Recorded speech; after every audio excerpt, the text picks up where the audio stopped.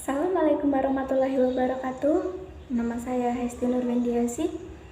Di sini saya akan membacakan review jurnal MPI dengan judul Unsur Manajemen dalam Pengelolaan Lembaga Pendidikan Islam di Indonesia. Ya, di sini yang ditulis oleh Fajri Dwiyama pada tanggal 1 November 2018 di halaman 675 sampai 695. Dari jurnal tersebut dapat diambil pengertian bahwa unsur-unsur manajemen terdiri dari man, money, medicines, materials, machines, dan market. Keberadaan unsur-unsur tersebut jika dalam mencapai tujuan akan lebih berdaya guna jika digunakan dengan optimal. Jadi, jika yang dibicarakan adalah lembaga pendidikan, berarti kependidikan untuk lebih mendalami pemahaman unsur-unsur manajemen tersebut akan dijelaskan sebagai berikut. Di sini ada manusia. Manusia dalam eksistensinya sebagai objek formal yang memang sangat beragam. Manusia yang satu berbeda dengan manusia dan yang lainnya, baik dalam hal berpikir, tingkah laku, sikap, perasaan maupun gerak-geriknya. Yang kedua ada uang atau money. Uang dalam ilmu ekonomi tradisional didefinisikan sebagai alat tukar yang dapat diterima secara umum atau untuk menukarkan apapun. Yang ketiga ada metode. Di sini metode berasal dari bahasa Yunani yang methodos, yang berarti cara atau jalan yang ditempuh sehubungan dengan upaya ilmiah. Maka metode menyangkut masalah cara kerja dalam memahami objek yang menjadi sasaran yang bersangkutan tersebut. Terus di sini juga ada material. Material merupakan salah satu unsur terpenting karena material adalah sebagai alat atau mesin untuk memproduksi yang terkait dengan tujuan organisasi akan lebih efisien dan efektif. Yang terakhir ada pasar.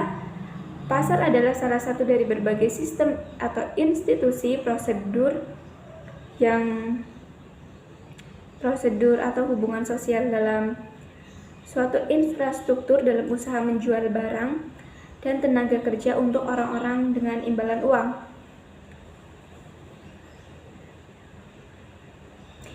Pendidikan Islam di Indonesia bisa dikatakan sama tuanya dengan pertumbuhan dan perkembangan umat Islam. Keberadaan pedagang-pedagang Islam yang berasal dari Arab dan India sedikit banyak memenuhi peradaban pendidikan Islam.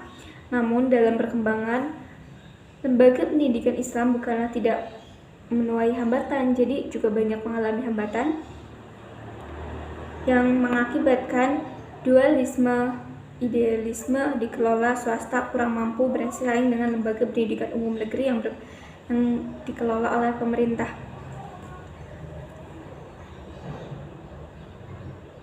Dalam jurnal tersebut juga dijelaskan bahwa unsur manajemen dalam pengelolaan lembaga pendidikan Islam di Indonesia, Islam di masa ini dipenuhi dengan persaingan, mau tidak mau dibutuhkan kesiapan untuk menghadapi persaingan tersebut. Salah satunya menjadi perhatian penting setiap lembaga pendidikan bahwa dalam penerapan maupun penggunaan manajemen yang tepat, adanya manajemen yang berdaya guna dalam lembaga pendidikan, maka pekerjaan pengelolaan yang berat dan sulit akan dapat diselesaikan dengan baik serta tujuan yang diinginkan dapat tercapai dengan maksimal. Di sini juga dijelaskan bahwa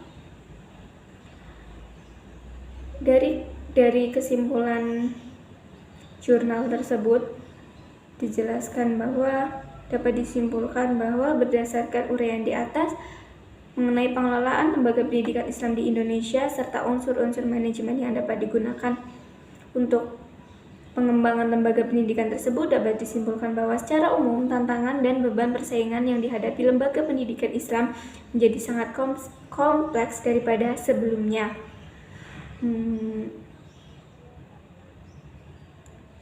Mereka berhadapan dengan lembaga atau sekolah umum. Kini, antar lembaga pendidikan Islam pun harus saling bisa bersaing.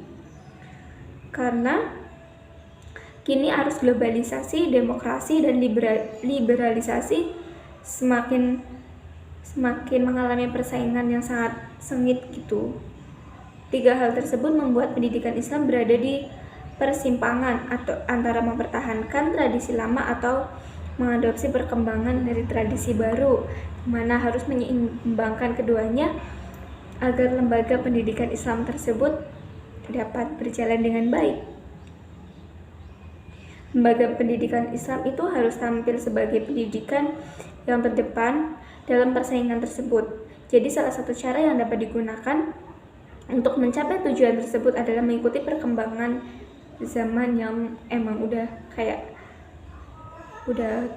global gitu, kayak perkembangan informasi dari internet atau bahkan perkembangan teknologi yang kini berkembang sangat pesat melalui manfaat unsur-unsur manajemen untuk pengelolaan lembaga pendidikan Islam.